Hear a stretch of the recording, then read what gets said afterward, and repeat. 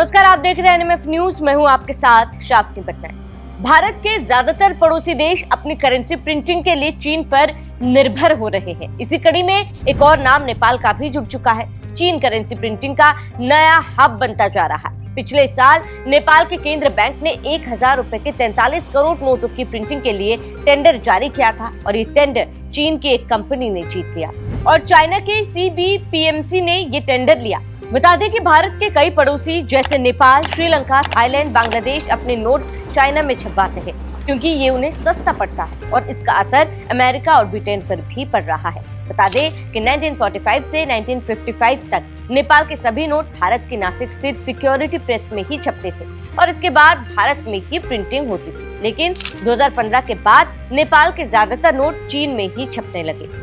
कैसे बंद हुआ नेपाल का नोट भारत में छपना? नेपाल की पूर्व ओली सरकार के नेतृत्व में नए नोटों पर विवादित नक्शों की जगह दी गई थी।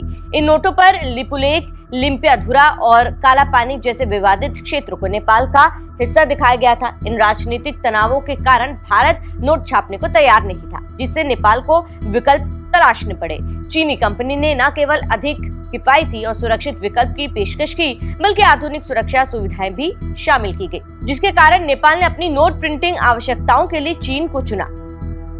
अब अगर पैसों की बात करें तो भारत में दूसरे देशों को प्रिंटिंग ज्यादा महंगा पड़ रहा है, जिसके कारण सभी देश सस्ता विकल्प ढूंढ रहे हैं। अब ग्राफिक्स के जरिए आपको बताते हैं कि कैसे और क्यों अलग अलग देश चीन से नोट छपवाते हैं। बांग्लादेश का टका मुद्रा 2010 से चीन में छप रही है, जहां कम लागत और ज्यादा अपडेटेड सुरक्षा फीचर्स ने इसे बढ़ावा दिया। श्रीलंका का रुपया 2015 के बाद से मुख्य रूप से चीन पर निर्भर है और इससे पहले बांग्लादेश और श्रीलंका की करेंसी ब्रिटेन में छपती थी। अफगानिस्तान ने भी 2000 के दशक से अपनी अफगानी मुद्रा के लिए चीन को चुना। अफगानी मुद्रा 2000 के दशक से पहले रूस और 2002 से जर्मनी में छपते थे। थाईलैंड 2018 से चीन में मुद्रा छपवा रही है। इससे पहले इसकी मुद्रा ब्रिटेन और ऑस्ट्रेलिया में छपती थी। मलेशिया का रिंगिट भी 2010 के बाद से चीन में शिफ्ट हुई। इससे पहले इसकी मुद्रा ब्रिटेन और ऑस्ट्रेलिया में छपती थी। अब ज्यादातर देश चीन का रुख कर रहे हैं। इसका नुकसान अमेरिका और ब्रिटेन को हो रहा है, क्योंकि अमेरिका अपनी करेंसी घरेलू रूप में छापती है, जिसे वैश्विक बाजार में चीन का दबदबा अब बढ़ते जा रहा है और नुकसान इसका अमेरिका को कहीं ना कहीं हो रहा है। ब्रिटेन का डिलारू दुनिया की नंबर 2 कंपनी है। 140 से अधिक देशों के लिए करेंसी छापती है। 2011 में लीबिया संकट में ब्रिटेन ने 1.5 बिलियन लीबियन दिनार जब्त कर लिया था और ऐसे जोखिमों से देश चीन जैसे सस्ते विकल्प चुन रहे हैं।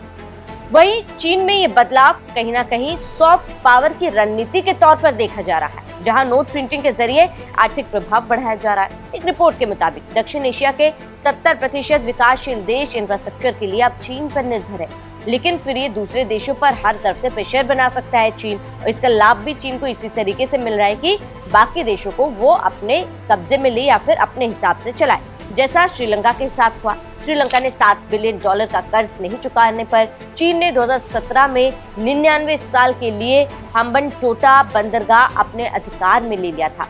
वहां भारत के पास चीन की तुलना में सीमित क्षमताएं हैं। Security printing and minting corporation of India मुख्य रूप से भारतीय रुपए पर अब फोकस कर रहा है। अब आपको बता दें कि देशों की भारत की बोली चीन के मुकाबले 20 से 30% महंगी पड़ती है। जो बाकी देश है वो अगर भारत में नोट छपवाते हैं तो उनको ये काफी ज्यादा महंगा पड़ेगा अगर हम चाइना के साथ कंपेयर करें तो।